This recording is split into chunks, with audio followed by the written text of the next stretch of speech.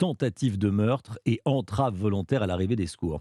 Cet homme de 32 ans est actuellement entre la vie et la mort après un choc à la tête lors des affrontements avec les gendarmes. Selon les informations d'Europe 1, ce militant est un habitué des milieux d'ultra-gauche. Il est fiché S depuis plusieurs années.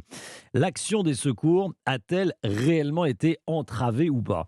Selon le journal Le Monde, un médecin aurait contacté le SAMU pour venir en aide à un homme blessé.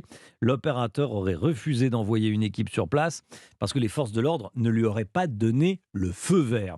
Clotilde Dumais avec nous. Bonjour Clotilde. Bonjour. La gendarmerie nationale parle d'une fake news. Exactement, dans un rapport de la gendarmerie remis lundi au ministère de l'Intérieur, eh bien, il est d'abord précisé que le dispositif de secours mis en place à Sainte-Soline prévoyait des moyens médicaux à la fois civils et militaires. Et d'après ce rapport, c'est donc un médecin de la gendarmerie qui a dans un premier temps secouru l'un des deux manifestants dont le pronostic vital était engagé. Il se serait, je cite, déplacé à pied au sein d'une foule hostile au péril de son intégrité physique.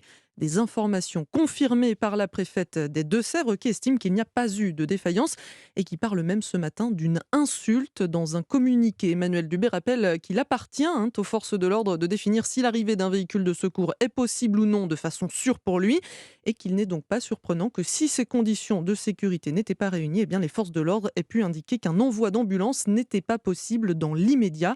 Chez nos confrères de France 3, le chef du pôle des urgences de Niort, Farnam Farampour, a également confirmé qu'il n'y avait pas eu de barrage de gendarmerie pour empêcher les secours. Clotilde Dumais, merci beaucoup Clotilde. Fin de la